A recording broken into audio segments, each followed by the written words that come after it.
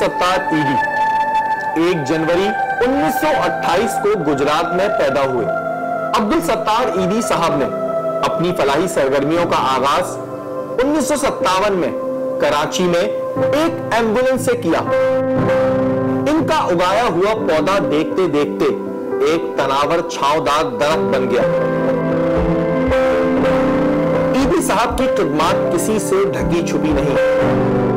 अब्दुल सत्तार ईदी साहब को रहमत के फरिश्ते के तौर पर जाना जाने लगा।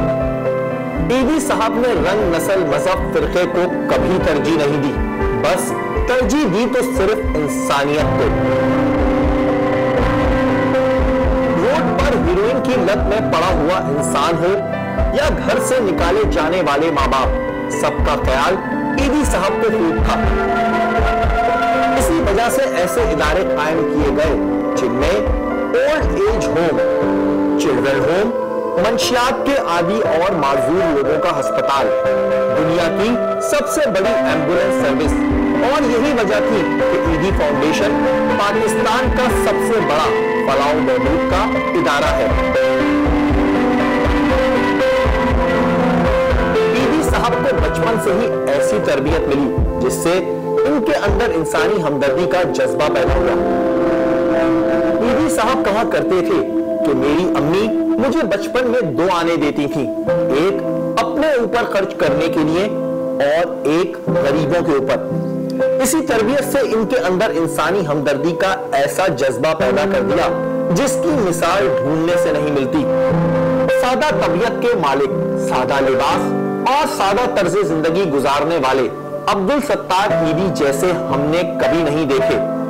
अब्दुल सत्तार ईदी साहब को पाकिस्तान और पाकिस्तान से बाहर कई तमगों से नवाजा गया। हमारा आज का प्रोग्राम ईदी साहब को खैराजे तहसीन पेश करने के लिए किया जा रहा है। हमने रुख किया कराची में वाक़े ओल्ड एज होम का। ओल्ड एज होम, लगता है अब्दुल सत्तार ईदी साहब को पहले से इस बात का खदशा था कि कुछ नाफरमान औलादें अपने माँ बाप को बूढ़ा होने के बाद घर से निकाल देती हैं। इसी वजह से ओल्ड एज होम की बुनियाद रखी गई। ओल्ड एज होम में वो माँ बाप मौजूद होते हैं जिन्होंने तपती धूप में मेहनत करके अपने बच्चों को बड़ा किया होता है और आज उनके बच्चे उन्हें ओल्ड एज होम में जिंदगी गुजारने के लिए छोड़ देते हैं। ओल्ड एज होम में वो तमाम सहूलियात मौजूद थी। जहाँ ईदी साहब ने बहुत से ऐसे काम किए जो इंसानियत की खिदमत के लिए बहुत ही अहम थे और हमारी कौम को बड़ी ज़रूरत थी, तो वही ईदी साहब ने जो है वो ओल्ड एज हाउसेस भी बनाए, ओल्ड होम्स भी बनाए। पाकिस्तान में ईदी साहब की जानिब से ऐसे ओल्ड होम्स बनाए गए जिसमें बहुत से लोग आकर अपनी ज़िंदगी गुजारते हैं। आज भी हम एक ओल्ड होम में मौजूद हैं और यहाँ पर जो हमने देखा है वो एक घर जैसा माहौल है और हमारे साथ कुछ लोग भी मौजूद हैं, उनसे हम बात करेंगे। अस्सलाम वालेकुम। ईदी साहब से मुलाकात हुई कभी आपकी? ईदी साहब से एक मुलाकात काफ़ी टाइम पे हो चुकी है, मीठादार में पहले भी हो चुकी हैं काफ़ी मुलाकातें।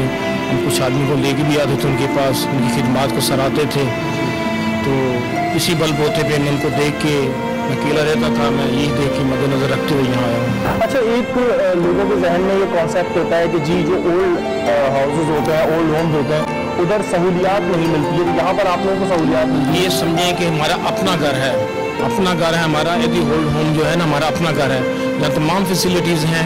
आपकी उनसे मुलाकात भी हुई है तो आपने उनमें ऐसी क्या खुसूसियत देखी जिसने आपको इम्प्रेस किया? उनकी इंसानियती हमदर्दी सबसे पहले, कि जब मैं उनको देखता था वो सड़कों से लावारसों की लाशें उठाते थे, बेगौर कफन पड़ी होती थी, तो उस पर बड़ा तजब होता था कि ये इंसान कैसा है जो ना वो देखता है ना कुछ देखता, अपने हाथों से लाशों को उठाता है। इसके दिल में खुदा ताला ने कितना रहम और कितना तरस डाला हुआ है। आपको कितना अर्सा हो गया? 5 साल। 5 साल हो गए। तो आप यहाँ पर क्यों आए थे? भाई कर गए। आपको उनकी सबसे अच्छी, वैसे तो सारी चीजें उनकी बड़ी अच्छी थी, सबसे अच्छी मैंने जिंदगी में एक चीज में एक दफे गया, मैंने कहा मुझे कुछ पैसे चाहिए, उन्होंने कहा फार्म ले भर दे इसमें जितने पैसे चाहिए। अच्छा, बस वो इतना कहा, मैंने कहा मुझे तो इतनी दौलत मिल गई है, मैंने वो फार्म को फाड़ के फेंक दिया। मैंने कहा इससे बढ़ के मुझे दौलत कहाँ मिलेगी। आपकी औलाद ने यहाँ पे छोड़ा हुआ? हमारी औलाद ने छोड़ा है, कुछ जुदा जुदा हो गए, 4 बेटे आपस में फूट है, इस वजह से। बड़े वैसे मैं क्या बोलूँ, क्या अल्फाज इस्तेमाल करूँ कि बड़े बदनसीब होती है वो औलाद जो अपने माँ बाप के होते हुए पूरे ओल्ड होम में छोड़ते हैं। लेकिन ईदी साहब ने इन तमाम लोगों के माँ बाप का रोल, जिसे कहते हैं बाप का रोल प्ले किया है। एक आसरा एक आशियाने की शक्ल में मिला, देखकर दुख जरूर होता है क्योंकि कोई भी शख्स यहाँ खुशी से नहीं रहना चाहता। ओल्ड एज होम में मौजूद लोगों ने ईदी साहब के बारे में हमें बहुत सी बातें बताई। कुछ लम्हात ने तो हमारे रोंगटे खड़े कर दिए। नाज़रीन, ये था ईदी ओल्ड होम। अफसोस इस बात का होता है कि यहाँ पर ऐसे बहुत से हमें बाप मिले जिन्होंने अपने वक्तों में अपनी औलाद के लिए बहुत कुछ किया, लेकिन उनकी औलाद आज उन्हें यहाँ छोड़ गई। जहाँ सबकी खिदमत की, वहाँ उन्होंने ऐसे बापों की भी खिदमत की, ऐसी माओं की भी खिदमत की जिनकी औलादों ने उनको निकाल दिया है। यहाँ पर ईदी साहब को सलाम पेश करें। जी नाज़रीन, इस वक्त हमारे साथ फैसल ईदी मौजूद हैं। ईदी साहब के साहबजादे हैं और ईदी फाउंडेशन को अब उसी तरह लेके चलने की कोशिश कर रहे हैं जिस तरह ईदी साहब लेके चला करते थे, और हम दुआ करेंगे कि इसी तरह ये लेके चलें। अस्सलाम वालेकुम फैसल भाई। वालेकुम सलाम। ईदी साहब का नाम जहाँ पर आता है वहाँ पर अगर एक रोड पे पड़ा हुआ हीरोइन चाहिए उसकी मदद भी करने पहुँच जाते थे, और कोई जनाजा रोड पे पड़ा है उसे उठाने भी पहुँच जाते थे। तो आपने क्या पाया? ज़ाहिर है आपका तो बड़ा अरसा गुजरा है, आपने क्या पाया? नहीं, ईदी साहब ने तफरीक कभी भी नहीं रखी किसी में भी। बच्चे भी हमारे पास जो रहते हैं इनमें भी कभी कोई तफरीक नहीं रखी। वजह शोहरत लोगों के जहन में क्यों ईदी का नाम आने लगा? मैं ये जानना चाहता हूँ कि देखिए हर कोई एक काम के लिए मुख्तस होता है, लेकिन हमारे यहाँ तो ये था कि जो काम हो उसमें ईदी साहब का वो किस तरह पीरियड आया? ईदी साहब किसी को मना नहीं करते थे, वो पड़ जाते थे उस काम में, चाहे वो इनका ना भी हो तो फिर वो रास्ता निकालते थे, किसी ना किसी को फिर वो इन्वॉल्व करते थे, मना किसी को नहीं करते थे। इस इदारे के अंदर ना का लफ्ज़ नहीं है। आपको उनकी सबसे अच्छी आदत क्या लगती थी? उनकी सादगी, सच्चाई, 4 चीज़ वो अक्सर कहते थे कि जिसको भी कामयाब होना है ये 4 चीज़ें अपनाएं। एक सादगी, सच्चाई, मेहनत और वक्त की पाबंदी। ये चारों चीज़ें मुझे इनकी अच्छी लगती थी। अच्छा, ये बताएं कि इस वक्त जो आप लोगों के इदारे हैं उसमें कितने लोग जो हैं, जैसे ओल्ड एज हाउसेज हो गए, चिल्ड्रन हाउसेज हो गए, उसके अलावा हमने वो भी देखे जहाँ पर पागल लोगों को रखा जाता है, तो अंदाज़न तकरीबन कितने लोग हैं जिस वक्त आप उनकी किफ़ालत कर रहे हैं किसी भी हवाले से? टोटल हमारे पास इस वक्त 5000 के करीब लोग होंगे तमाम ईदी होम्स में। 17-18 ईदी होम्स हैं पूरे पाकिस्तान में, जिसमें 5000 के करीब लोग हैं। अच्छा, ये जो अभी ईद होती थी, बकरीद होती थी या कोई भी त्यौहार होता था, तो ईदी साहब सारी जगहों पे जाते थे? अक्सर बिल्कुल हर ईद में जो है वो ईदी साहब बच्चों के पास जाते थे, इनसे मिलते थे, ईदी देते थे। अब आगे आप लोगों की क्या प्लानिंग्स है, किस तरह इस इदारे को लेके चलना है, आपके अपने क्या प्लान्स हैं? हमारा जो इरादा है, मम्मी अक्सर ईदी साहब मुझसे खासकर मुखातिब होकर कहते थे कि फैसल तुम्हें इस इदारे को आगे लेके बढ़ना है। मैंने एक इमारत बनाई है, उस इमारत को अब जो है वो तुझे रंग करनी है, इसकी जो है वो आराइश करनी है और डेकोरेशन करनी है। तो मैं अक्सर कहता था ईदी साहब ये तो हम करेंगे लेकिन इंशाल्लाह ऊपर भी हम मंजिलें लेके जाएंगे, तो हम आगे भी इसको लेके जाएंगे। कोई लास्ट मैसेज आप देना चाहते हैं पाकिस्तान की आवाम को? मैं पाकिस्तानी आवाम को, आज ईद का दिन है, ये कहूँगा कि बहुत अजीम चीज़ है, इसे हमें नहीं छोड़ना चाहिए। एक बहुत अच्छा मैसेज है कि इंसानियत एक बहुत अजीम चीज़ है, और उसकी सबसे बड़ी मिसाल है अब्दुल सत्तार ईदी, जिन्होंने इंसानियत की एक बड़ी मिसाल कायम की। कोई फ़र्क नहीं रखा, कोई ना मज़हब का फ़र्क रखा, ना किसी चीज़ का फ़र्क रखा, बस लोगों की मदद को जो है वो अपनी अवलीन तरजीह दी, और वही उसका सिलसिला है कि आज हर कोई ईदी साहब को याद कर रहा है, और हम दुआ करते हैं कि ईदी फाउंडेशन इसी तरह आगे काम करता रहे। बहुत बहुत शुक्रिया आपको, थैंक यू। हमने रुख किया बिल्किस ईदी चिल्ड्रन होम का, जो कोरंगी में वाक़े है। यतीम और बेसहारा बच्चों का एक बड़ा सहारा अब्दुल सत्तार ईदी, जिसे वहां के बच्चे अब्बू के नाम से बुलाते हैं। बच्चों की बातों से दुख भी महसूस हो रहा था कि इस दफा अब्बू ईद पर नहीं आएंगे। अब्दुल सत्तार ईदी सब बच्चों के साथ शफकत और मोहब्बत से पेश आया करते थे। हमने इनकी याद में इन बच्चों के चेहरों पर मुस्कुराहट लाने की कोशिश की। इन बच्चों की आंखों में मासूमियत और बातों में भोलपन दिख रहा था। इनकी ना मां थी ना बाप। एंड में इनको याद आया। और कैसे आप लोग, ठीक हैं, खैरियत से? ये बताएं पढ़ाई कैसी जा रही है आप लोगों की? अच्छी जा रही है? तो आप ये बताएं आपका नाम क्या है? अलीदा। अच्छा, आप कौन सी क्लास में पढ़ते हैं? नर्सरी में। तो आपकी क्या शरारतें हैं भाई, ये बताएं आप कौन सी शरारतें करते हैं?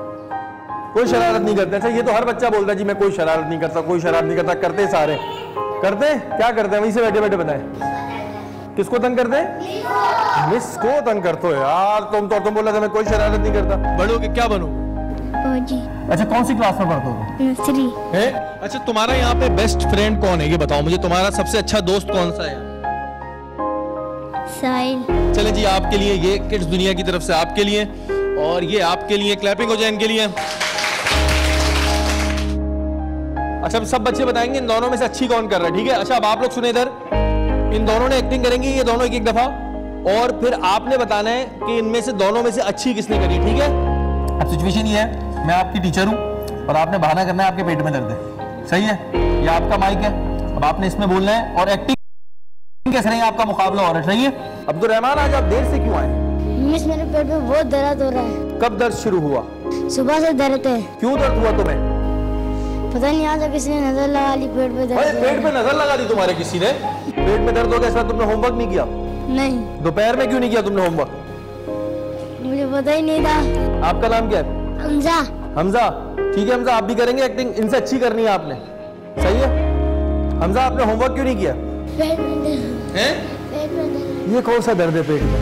टीचर की नजर मारा था। टीचर की नजर मार दी? टीचर ने कौन सी नजर मार दी यार, इसको भी समझ नहीं आ रहा।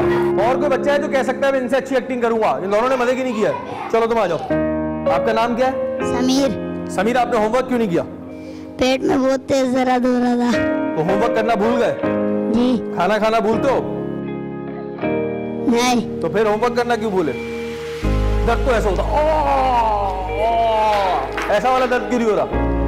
अब चलेंगे, अब आप लोगों ने बताना इन तीनों में से किसने अच्छी एक्टिंग करी है। अच्छा जिनका ख्याल है कि इन्होंने अच्छी एक्टिंग करी है, ये जोर से तालियां। चलो भाई तुम जीत गए, ये तुम्हारे लिए गिफ्ट है। और बड़ों के क्या बनना है तुमने? हमने फौज। अच्छा आज हमारे साथ एक जादूगर भी मौजूद है जो आपको गायब कर देंगे, तो मैं बुलवा लूं उनको क्या? पक्की बात है? और गायब कर दिया या मुर्गी बना दिया फिर? अच्छा अब आप लोग सब तालियां बजाएं, मैं बुलवा रहा हूं आसिफ शाह को। आ जाए जी, क्लैपिंग करें। बच्चों ने जादुई कमालात को बड़ा एंजॉय किया।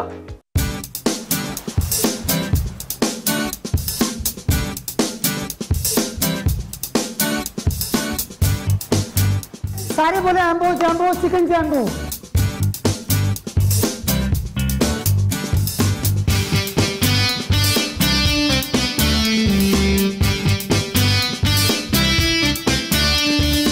यार ये तो अच्छा है, आप एक काम करें मुझे ऐसे 60-70 और निकाल दो।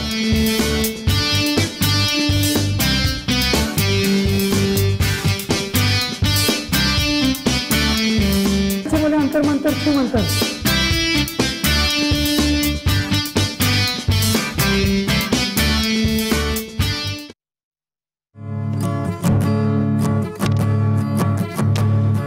वतन प्यारे वतन,